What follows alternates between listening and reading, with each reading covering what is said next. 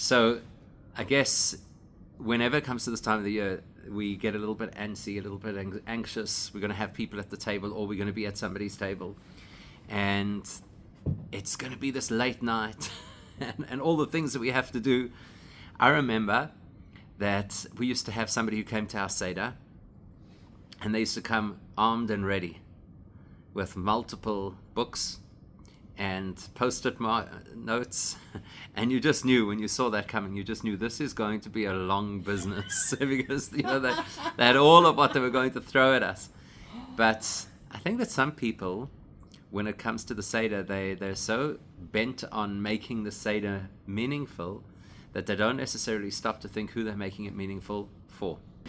And you know what they say? Have you ever wondered about how come the Seder begins with that announcement? Everybody who is hungry, come and eat. I mean, for heaven's sake, it's a Jewish crowd. You don't have to say that. You don't have to say, just say there's food. You don't have to test whether the people are hungry or not. If there's food, they're going to come. Well, what kind of a statement is it? Whoever's hungry, come and eat. And people are not hungry are not going to eat. I mean, come on, let's be honest. So why do we start the Seder with that line, whoever is hungry, come and eat? It's a very interesting comment, especially when you consider that you're already at home. If you made that statement in shul, I think it would make a lot more sense. But how come we're making it right at the beginning of the Seder? It's a simple question. You're sitting at home. In all likelihood, the door is closed.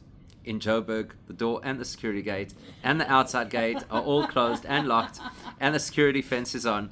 So what kind of a shtick is this that you're saying, whoever's hungry, come and eat? Right? See, he heard. He said, whoever's hungry, come and eat. So you know, what kind of an intro is that to the Seder? I don't know if you've ever thought about it. It feels, and I think everybody has a unique Seder experience, but it feels that there's a certain, almost, you've got to get to a point and then the Seder begins. So this is just one of those things you say, you get it out of the way, you've got to do a few things. It feels almost like you've got to warm up at the beginning, you know. You've got to stand up for Kiddush, and then you've got to go and wash your hands, and then you've got to break a middle matzah. And then once you've done your bit of a warm-up, then we get into the actual Seder itself. So it feels like that paragraph is part of the warm-up. So why do we say it? I was just thinking, possibly what we're saying is you have to arrive at the Seder hungry, not for food. That's a given. And if you're not hungry by the time you get to the Seder, you will definitely be hungry by the time we eat. Right? That's guaranteed. But you've got to come hungry, meaning you've got to come wanting something out of this. If a person's feeling hungry, then it's this visceral experience of, I need to fill that. I need to satiate that hunger.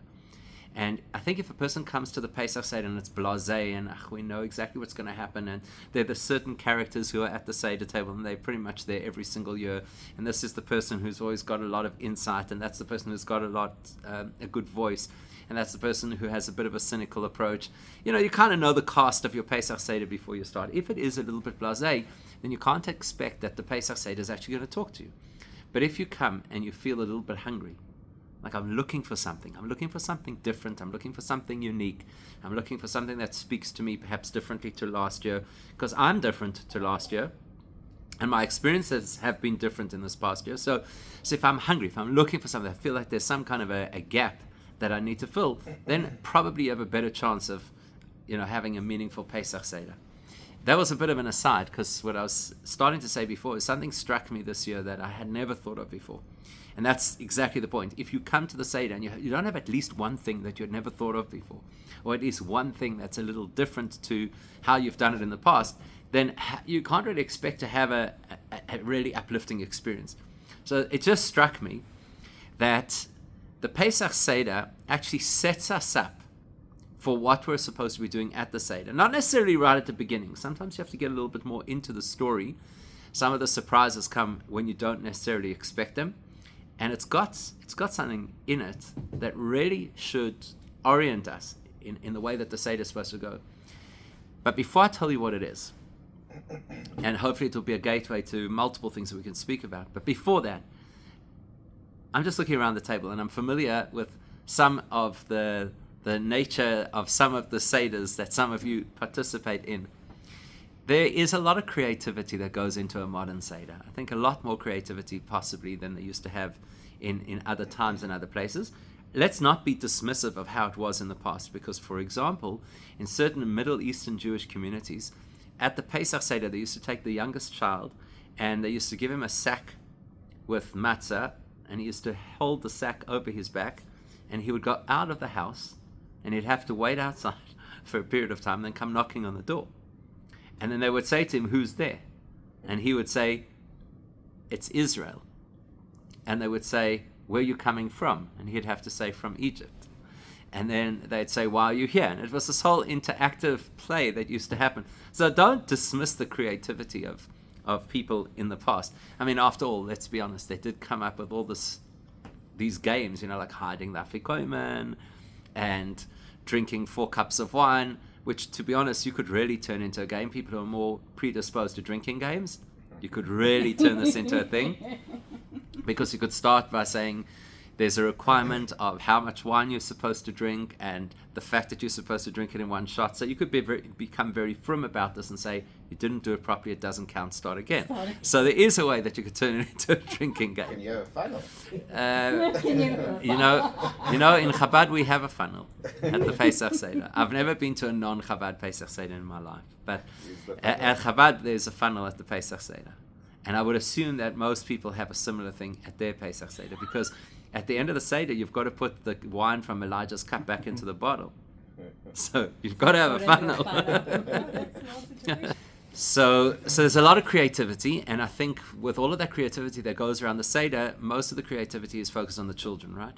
Because if you can get the children to engage, that's a big deal in the Seder. In fact, I just saw this week, I saw a talk that the Rebbe gave in the 1980s, that every child should have an illustrated Haggadah, because that will keep them more engaged. Now, I don't know if you've ever had this. When we were kids, we used to even have the ones with the pop-outs. Oh. Did you have those? No. Like the pop-out frogs and all that kind of thing? That's right. Then they've got their school Haggadah, which they're very proud of, and so on and so forth. So the truth of the matter is, to engage children at the Pesach Seder is relatively easy. Because firstly, they feel very big that they're staying up late, and secondly, we come up with all kinds of shtick to engage them, and they know that there's the big afikomen hunt with high stakes at the end of the Seder, so there's something to look forward to. It's as soon as they become teenagers that you start to have more of a challenge, and then when they become adults, certainly more of a challenge. Not only because adults are more cynical, but because adults are also more tired. So it's quite common, especially on the first night, that adults are nodding off quite early in the thing. So the point is, it's easy to engage children at the Seder. What do we do to engage adults? So one year we decided, and then we actually kept it for a few years because it worked well. Haven't done it for a number of years. Maybe it's time to reintroduce it. Don't tell anybody that. So what did we do? We took slips of paper and we wrote things on the slips of paper. Either it was a question to ask or it was an insight for somebody to share, whatever, and we just randomly put them in Haggadahs on random pages. Oh, brilliant. And the point was that when you found one, when it came up in your Haggadah, you had to stop the proceedings and then read what the paper said. So it might have been like a little run around the table and singing a Pesach song, or it could have been ask this question or give this for it, or whatever the case is. That's great. So that's a great way to engage people. So you want to do those kinds of things. You want to engage people. And an alternative to that, by the way, is I know that there are many people, and it seems almost as if it's a tradition that's gone back some years, or kind of gone back that many years, that they get those toy frogs, right? That's very common to have at the Seder. So you throw them at people at the Seder. You've ever seen this? You throw them at people. So you could do a similar kind of thing where you randomly throw the frog. Whoever the frog was thrown at, they now have to give a vort or whatever the case. So there are various ways that you can do that. We, over the years, have literally had a series of the plagues on Pesach at different times. So long before load shedding, there was a Pesach that we had no power in the area. I don't know. There was also the plague of cold food, which is not pleasant. And then we had a frog. We had a real frog come into our dining room on Pesach. Real frog. Then another year, hail, of course. In Joburg, you are inevitably going to have hail at least at one Seder. One year we had these tiny little bugs that just swarmed us in the middle of the Seder. like as if it was lies. It was bizarre. We've had some special effects over the years. I'd say that probably the ultimate in terms of engagement and bringing the Seder to life was the year that we had guests, and we somehow succeeded in jamming the pedestrian gate, so they couldn't leave. You've just done this whole Seder about leaving Egypt, and then you couldn't leave the Seder. So that was, a whole different level experience. So there are all these kinds of things that we try to do to engage people, and sometimes the simplest messages in the Seder itself might do a better job of engaging people than all of this high-level tech that we want to try to use. So this is the thing that struck me this year that I really hadn't thought of before. One of the features of the Seder is that you've got 4 sons at the Seder table, right? Have you ever really given any thought to what the significance is of these 4 sons at the Seder? Because we understand that the Seder is supposed to be set up as a conversation between parents and children that we know, and the Torah does speak about v'higadoto levincha, that you have to tell the story to your son, so we get that. But have you ever really applied your mind to why it is that we have to know who these 4 sons are and how you're supposed to respond to them at the Seder? Of course, without question, at every Seder, I'm convinced that at every single Seder, there's at least one person who, when it comes to that point, looks around the room and makes an assessment of who is which son at the table. And by the way, as I'm sure many of you do also, you alternate reading, right? So you kind of go around the thing and everybody gets a chance to read, and then you get to choose which language you're going to read in, which is all fine and good. I always feel very self-conscious that I should be the one to read the wicked son paragraph, because I don't want anybody to think that I'm making any kind of insinuation over here. Whoever is going to read the sons reads all of them. Okay, that also works. Okay, so read all the sons. So have you ever thought about what's the significance, the symbolism of these 4 sons and our responses to them? Why is that such a feature? Because it is a feature at the Seder. And just to put it into context, there are other sections of the Haggadah that we read that actually talk about the story itself, which is the main mitzvah of the evening, that I don't think catch our attention as much as these 4 sons do. So, for example, when we get into the real meat of the Haggadah, which is all the verses and what they're supposed to mean, generally speaking, we just kind of zoom through those. Whereas when we get to the 4 sons, it's inevitable. It's going to catch your attention. So when the sages crafted the script of the Haggadah, what do you think they had in mind when they did this? When they made the 4 sons such a feature, such an icon of the Seder? It's got to really assess and say, when do I sound like this son? Not which one is reflected in me, because they're all reflected in me, that's for sure. The question is, when do I sound like that son? When do I sound like that child who's essentially saying, why do I have to do this? Because we all do have that child, right? Especially, if we talk about the difference between younger children and teenagers. So teenagers do a lot of that. Why? Like, what's the point? School is such a waste of time. Why do we have to brush our teeth? Like that kind of stuff, where they're challenging everything. They sound a little bit like that wicked son. It's easy for us to kind of reflect it onto them, but the question is, when do we sound like that? So I agree with that. I think that's definitely part of it. What else comes to mind? In other words, if somebody's going through a more cynical phase in their Judaism, let's make it relatable by saying, blunt their teeth. So it might be the part of playing the character of one of the sons might be relatable. The question I specifically asked about the son and the response, right? So that's what I'm trying to test over here. Because I don't believe there's anybody who sits at a Pesach Seder and feels comfortable with that paragraph about the wicked son. Whichever way you want to slice it, it just doesn't feel comfortable. Firstly, how do you define somebody as the wicked son? This is Psych 101. You don't do that. You don't define somebody as the wicked son. You could say, the son who has things that they do which are misaligned. That would be a lot more PC, and the wicked son. Can you imagine the kid who carries that label? And then our response seems to be so harsh. I can't believe that anybody's comfortable with that response. Blunt his teeth. And by the way, blunt his teeth is a bit of a lukewarm translation. Okay, Hakei Eshinav much more literally means knock his teeth out. which, by the way, we're doing anyway at the Seder because you're going to eat so much matzah, it's effectively going to do that regardless. But you can't feel comfortable with this. It just doesn't sit. All the others you can kind of wrap your head around. So what do you think? What do you think they're trying to do? So I had this thought. I don't know if it's... to show that anyone is acceptable and anyone is invited at your table. Correct. Okay, and good. No judgment without judgment. Well, there's judgment. There's judgment. Judgment, but acceptance. They can't change. Okay.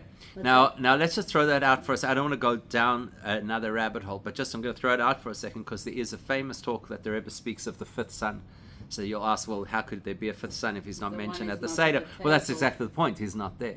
So perhaps there are some people who are so far gone, and they don't even know. Just to validate your emotions. Yours or theirs? My emotions. I mean the son's emotion or the father's emotion, because that's the interaction, right? It's the father and the son. So are we validating the son's emotion or the father's I emotions? think you've got to validate certainly the son's emotions, that they can, not everyone is wise, and it's okay to do that. Doesn't mean that you're gone. And for the father to be valid, to know it. Okay. I think But how do we validate the son when we say we must knock his teeth out? How does that validate him? Maybe it shows that Hashem Because does. they exist. Yeah. You can't hide from it. So you're acknowledging that they exist. It's accepting. It's Hashem. It's the father still letting his child at his table, and maybe it is a parable to Hashem accepting us at all times Okay. at his table. fact I is don't But we know. Okay, need fair. like serious. You got to the mental table. work afterwards. No, we do. So- But that's okay. So one second. If we're so pleased that doesn't fit in. if we're so pleased that the wicked son is at the table, then our response should be, "It's really nice that you're here." Exactly. Right? That should be the response. not your teeth. Not knock the teeth out, right? It's really nice. So- As long as it I doesn't think- mess up the Seder. I It's think. not a physical person. Okay. You're not like knocking out a physical person. You're knocking out a thought or a concept or. That's if I'm reflecting the four sons in myself, right? But if I'm taking it at face value that there really are four different sons, and our community definitely has these four categories and more, so it would seem almost as if it's telling us how to. It's traits. It's Okay. Not people. You don't get a wicked person. Well, that's what I'm asking. Why are we calling him the wicked son? It's quite harsh, right?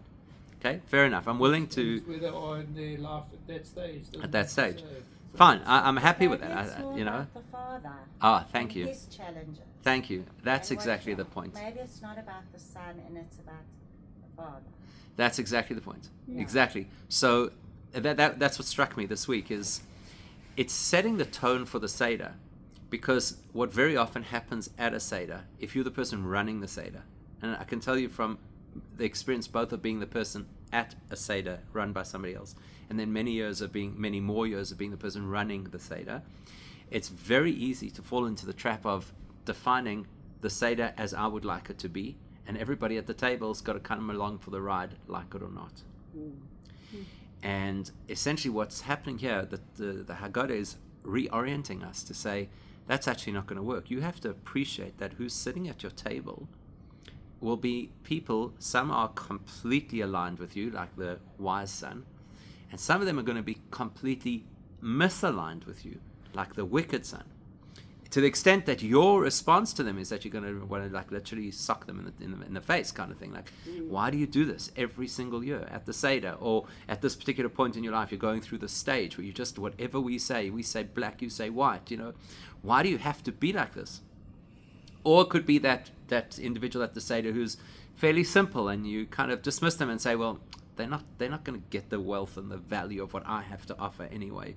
So I'm just going to kind of glide over their heads and pay attention to the other people at the table who have that insight or that wisdom or that academic background or whatever the case is. So I'm going to speak to them.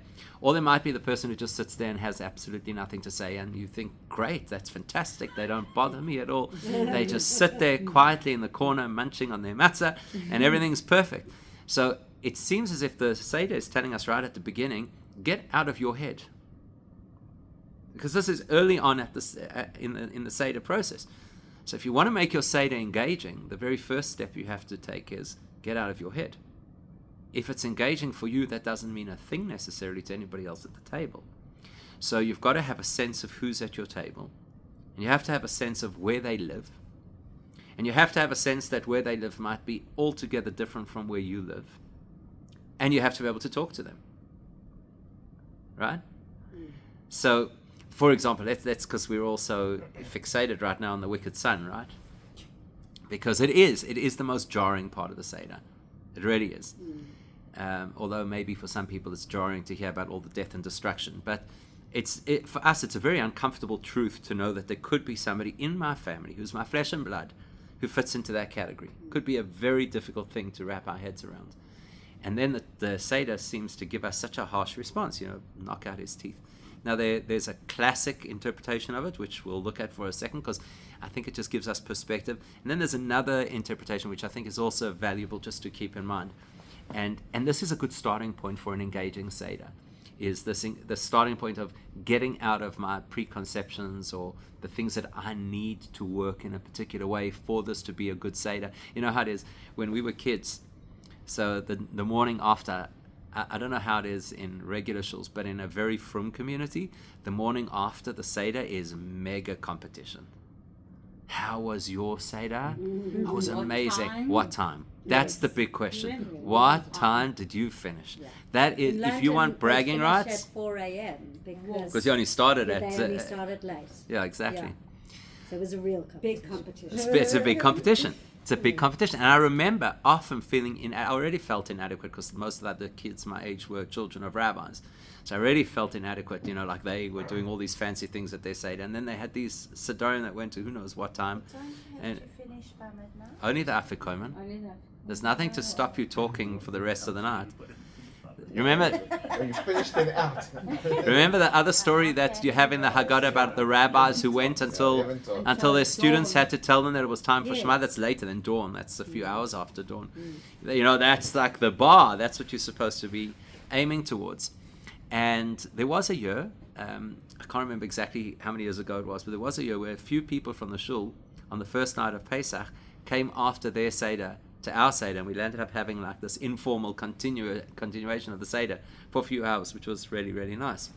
But then, over the last few years, because of our circumstances with Shayna, we had to actually condense the Seder because she just couldn't handle this thing. So now we probably finish one of the earliest in the community. I mean, you never know what's going to happen each year. Anyhow, the point is, so let's come back. So if you take the word, it's very interesting this. If you take the word in Hebrew for the wicked son, how do you say wicked son? Rasha, right? Okay. So Rasha is like every other word in Hebrew. The letters have values, gematria values. So what's the value, the gematria value of the word Rasha? Count. Right? Okay, so let's do it together. Reish is 200.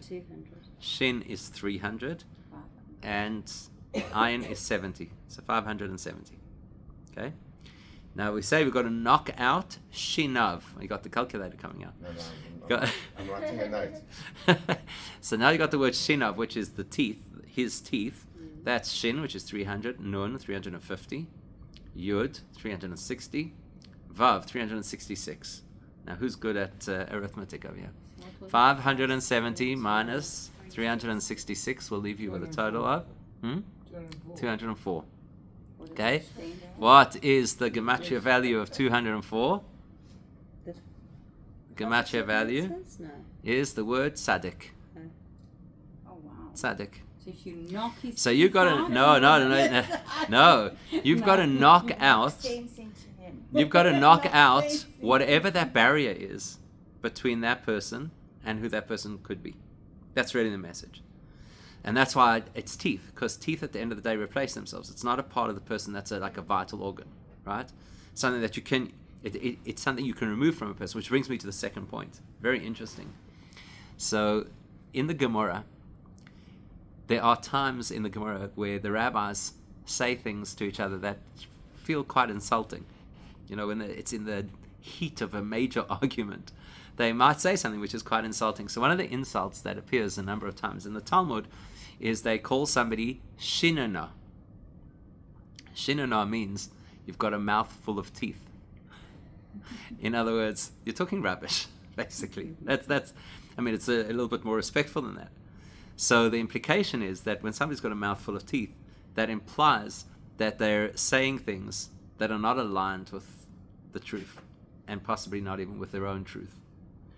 So this message of knocking out the teeth is basically to say you got to get rid of whatever this exterior bravado is all about, and actually find the person who lives inside, because that person who lives inside is absolutely guaranteed a good person.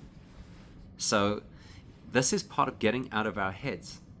It's easy to say that we're going to have a Seder and we're going to commemorate the Exodus from Egypt, which is all about what? Breaking free.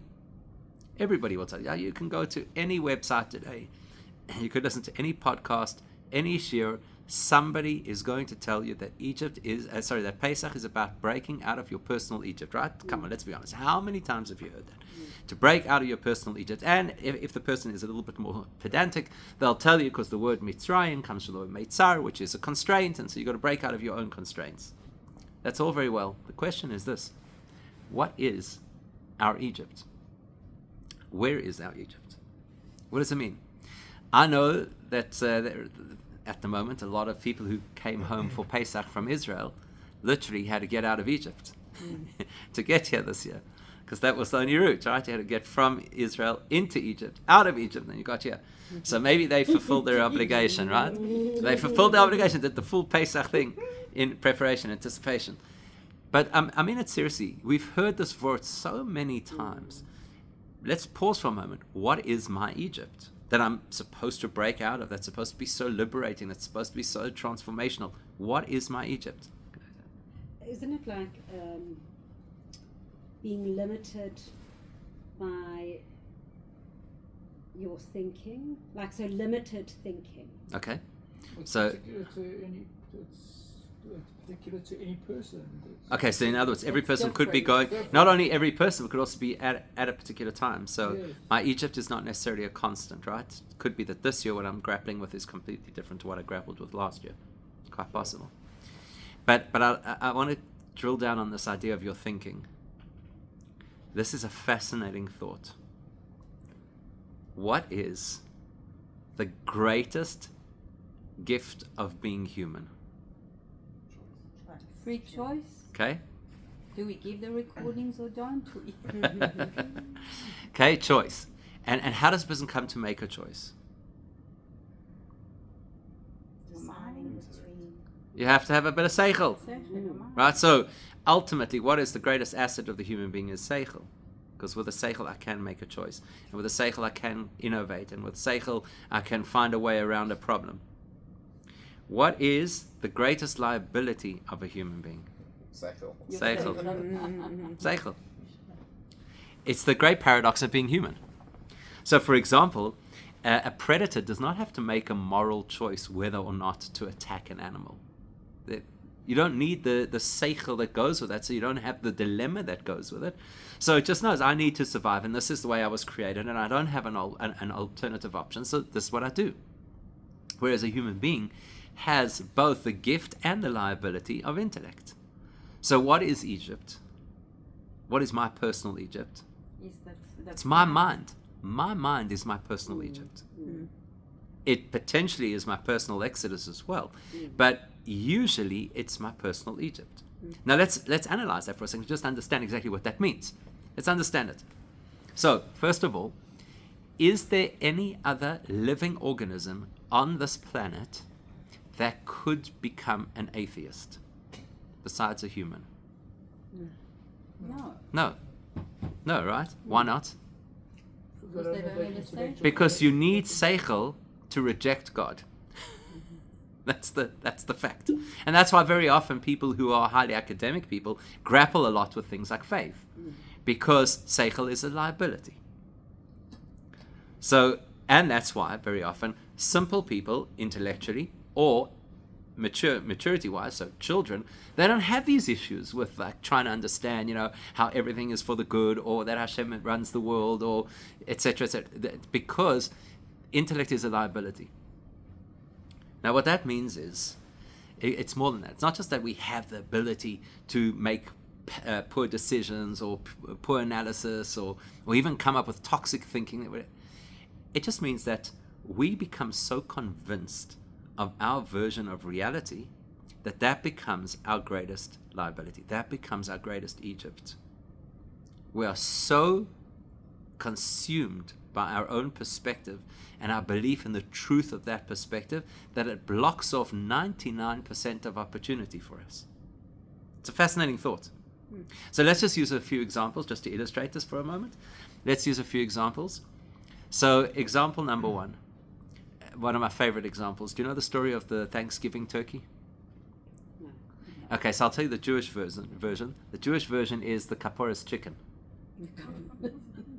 So essentially what happens with either the Thanksgiving turkey or the Kapporas chicken is that out of all of the turkeys, the farmer starts to give extra food to one turkey. So this one turkey turns to the other turkeys and says, see that?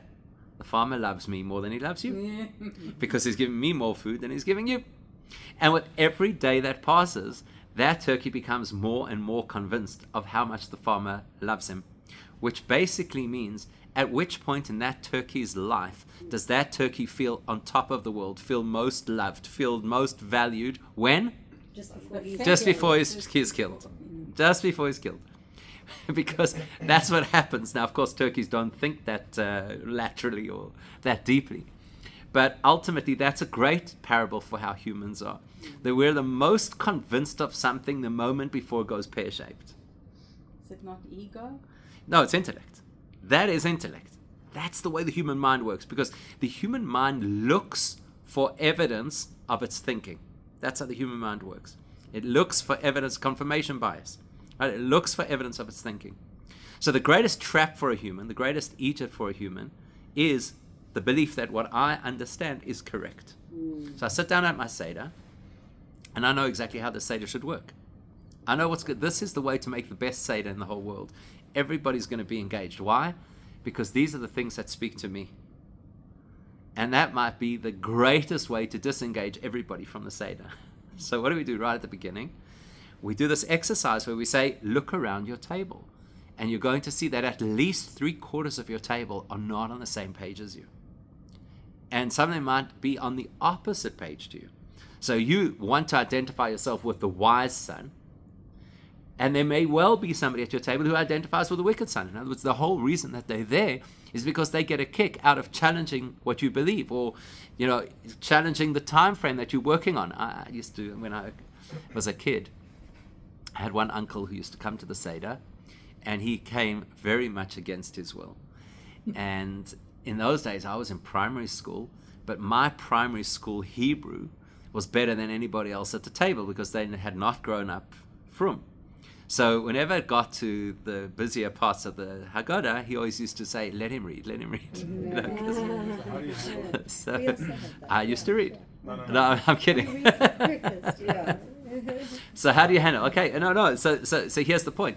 So I think the first thing that we have to do is, if this is a night of Exodus, the first Exodus has to be the Exodus out of my perception, or my expectation, or my formula, and actually make this a collaborative experience. Now, you could do that in a very in-your-face kind of way, which is, let's go around the table and ask everybody for their intentions for tonight's Seder. But I don't know if that's going to work so well. But if we're smart about it, and we generally know who's going to be at our Seder before we start, right? We're not running a Chabad in Thailand where 300 unexpected guests might arrive on the night. We know who's coming. So we should give some thought in advance just to understand, what makes them tick. Because they won't see that coming, right? They won't see that coming. They're expecting that it's the same formula that they've been to for the last X amount of years, where essentially they're going to be stuck in the seat and usually, crammed in between two other relatives that they don't necessarily get along with. And then they have to lean, right? And then, of course, you've got the political activist at the table who says, I don't lean left. And they're expecting exactly what you're going to do, which is to read the story. And at certain points, every family has their song. That's the big hit of the night, right? Every family has their way that they do it, and every family has their little traditions or whatever the case. But it's so predictable, which is fine. There's nothing wrong with that. But if you want to engage those people who are at the table who are not on the same page, then it's worthwhile to come up with some kind of plan of what's going to trigger them. What's going to get them to respond, maybe even negatively? Because that's the gift of the Rasha. The Rasha is upset and annoyed and has a chip on his shoulder, but he's participating. And it's almost as if the Seder is telling us that that's what you've got to do. You've got to maybe possibly push that button, because that's going to stimulate a whole conversation, and he's going to feel now completely engaged. So I don't know if there's a formula to say how do you do it, but the formula essentially should be just give some thought to who's there and what kind of things. Maybe there's somebody at the table who sees themselves as the great comedian at the table, and you could have them, what's your best Pesach joke? I don't know. But more likely there's something that a person cares deeply about, and if you could weave that into the experience of the Seder, that then becomes their Seder. And I think that's the point of it. It's not my Seder, it's our Seder. It's a collaborative experience. And to have a collaborative experience means everybody has to be willing to suspend a little bit of the I. And nobody around the table is going to do it until I do it, if I'm the person leading the Seder. So I've got to kind of be willing to do some things that trigger conversation or participation or perspective that's not mine. And that's really what it means to leave Egypt. Now, we can corroborate this. It's not just a theory. It's not just a generalized theory. We can corroborate this. Because besides the 4 sons, early on at the Seder, which other part of the Seder is a big hit, a much bigger hit than the 4 sons? Manishtana. For sure. Manishtana. There's no question about it. That is the moment, right? That is the moment of shyness. That is the moment of somebody who's going to be put on a chair in front of the whole table and not want to have to perform. That is the moment of teasing. That's the moment of it. Well, you're the youngest, even if you're 53, you're the youngest. There's so much that happens around Manishtana, right? Now, in the Seder, in the Haggadah, there are little instruction lines, right? On top of each section, there's a little instructional either line or paragraph, depending what it is, tells you what's supposed to happen next, right? So does anybody remember offhand what the instructional line is before Manishtana? That the youngest son needs to... Doesn't say youngest. The youngest in the family. Right? Doesn't say youngest. Oh. Doesn't say youngest. Okay? It says this. So remember that throughout the Seder, you're lifting the cup, putting down the cup, uncovering the matzahs, right? So now you put down the cup, you uncover the matzahs, and then it says, Vekan haben shoel ma. Interesting. Kan here, haben, the son, the child.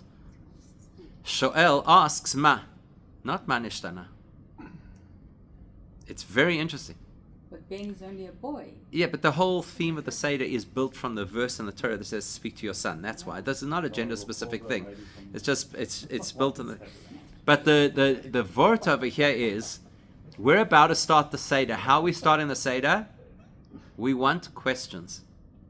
Now, if a person is secure in their thinking, they don't want questions. Because, maybe going to disrupt my thinking. So let me give you a script. Here are the 4 questions. Ask your 4 questions. Let's go on. But that's not the purpose. The Rambam says this very clearly, that the way that the whole Seder is supposed to work is, it's supposed to be a question-answer format. If we want to experience what Pesach is about, which is liberation, which is freeing ourselves from a personal Egypt, which means breaking out of some kind of constrained thinking, then what we really need is open season for questions. This is a night for questions. And if those questions are not related directly to the story, okay, we don't want to obviously derail the whole Seder and end up going down some wormhole that you can't get out of. But this is a night for questions. And questions allow everybody to escape their mindset. So let's test this for a second. Let's test it for a second. So we go around the table, right? And everybody gets to read their piece. And some people are happy to read, and some people are not so happy to read, and some people tell you they didn't bring their reading glasses. And some people, everybody's got their story about what happens when it comes to the Seder. Once somebody has read their piece, and depending on what Haggadah you have, that piece may or may not be intelligible. Some of those Haggadahs, the English that they've got, to me, makes less sense than the Hebrew. Mm-hmm. And especially if you're one of those families that everybody's got a different Haggadah, and then nobody knows where anybody else is. And it's this whole scavenger hunt around the Pesach Seder, trying to work out where exactly we are.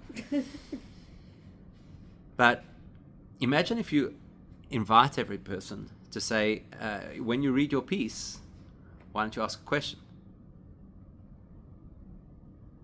Ask a question. Putting people on the spot, right? Family. What time we eating? Yes, but What time we finishing? you can institute a rule. Eating. You can institute a rule that nobody can repeat a question that somebody else has already asked. Or alternatively, you could start right at the beginning of the Seder and just lay it down. We will not eat before 11. Then whenever you eat is a bonus. So, by the way, what we do, and this really has worked for many years, is we ask questions during the Haggadah. We don't answer them till the meal. So that gets people thinking, but it doesn't slow down the process of the Haggadah. Trust me, once people have food on their plate, they're much more willing to discuss whatever it is that you had in the Seder. You need somebody to be able to answer the question. No. So, no, it's interesting. It's interesting that you say that. It's interesting you say that, and I don't think that's the purpose of the Seder night, is to answer questions. Yes, of course, it's question and answer format, which is fine, which means you want to tell the story. Remember, the objective of the questions is to be able to get the story out. But this is the trap of the human mind. The trap of the human mind is we are extremely uncomfortable with an unanswered question. Extremely uncomfortable, especially if we're supposed to be that person who's in the position of leading the Seder or the most knowledgeable at the table or whatever the case is. It's very uncomfortable to have a question unanswered. But let me ask you this. Do we answer all of the 4 questions of Manishtana in the Seder? Do we answer any of them? Some. Right? None. We don't answer the questions. All we illustrate is why we're asking the question. Right? Why is it that tonight we only eat matzah, but every other night we don't actually answer that question. If you pay attention during the story, you get to hear that matzah is a big part of the Seder. But where in the story does it tell you why we dip? And it says to dip twice, which is the karpas into the salt water and the maror into the charosis. Do we answer that question at the Seder? Do we answer why? Because Hillel did it. No. Hillel put the matzah and the maror and the meat into a sandwich. The charosis, that's before Hillel. So do we answer it? We don't answer. Not in the text of the Seder. Interesting, right? And do we answer in the text of the Seder why we lean? No. We know that it's because it's a symbol of freedom, etc., but we don't know that from the text of the Haggadah. So that's an interesting insight, because that illustrates that the Seder is comfortable with raising a question that won't be answered. Because if I really want to break out of the constraint of the human mind, which is my Mitzrayim, then I have to be comfortable with the fact that there are questions that I don't have answers to. Because a question I can't answer hopefully becomes a question that stimulates me to think more, or to explore further, or to learn deeper. That's the goal of the question. Go way ask a lot AI. of the Torah is structured.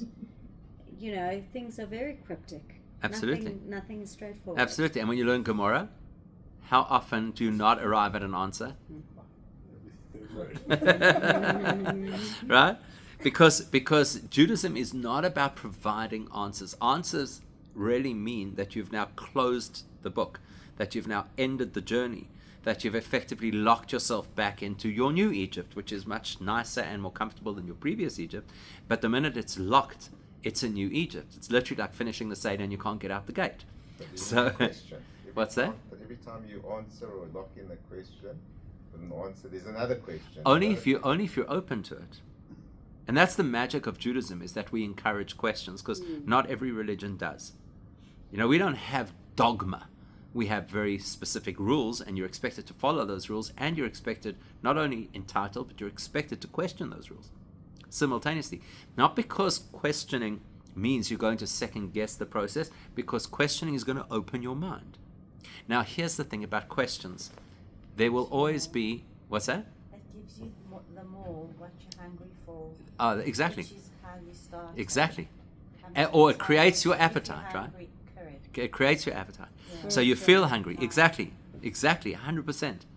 And here's the thing about questions. My questions are comfortable for me. Your questions might be very uncomfortable for me. That's why your questions are the most valuable things for me. Mm. It's also So- in that humility, like the whole point of matzah is the humility, and I feel like humility comes from unanswered questions. When you realize I can't answer your question, that's when you. That's a great point. That's a great point. And I would say matzah is not just humility, matzah is radical humility. Because let's be honest, matzah is as plain and as uninteresting as you could possibly get. And I know whenever I say that every Sunday, there's always somebody who says, yeah, but I eat matzah all year round. Okay, well, you who eat matzah all year round also put things on your matzah all year round. At the Seder, it's as bland and as plain as it can get. And that's radical humility. In fact, it's interesting you mentioned that point about humility, because he has a very, very insightful perspective. You know, at the end of the Amidah, there's a paragraph, and usually by the end of the Amidah, we're done. So we kind of gloss over that paragraph, and we don't even know that it's there. But there's a paragraph just before the end of the Amidah that starts at Elokai, and it's right? You know what I'm talking about? There's a line in that paragraph that goes like this. We ask Hashem, v'nafshi ke'afar lakol tiyeh. Right? Let my soul be like dust to all. Lakol, to all. Does anybody know what the next line in that paragraph is? Let my soul be like dust to all. To everyone. And what's the next line? What's the next line?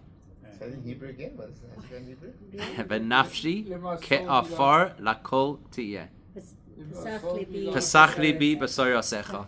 Open my heart to your Torah. Isn't that incredible? The first line is I should be radically humble, because to be like dust is to be very humble, but to be like dust to everybody means I have a perspective of humility regardless of who I'm dealing with. That is the line before the line that says, open my heart to your Torah.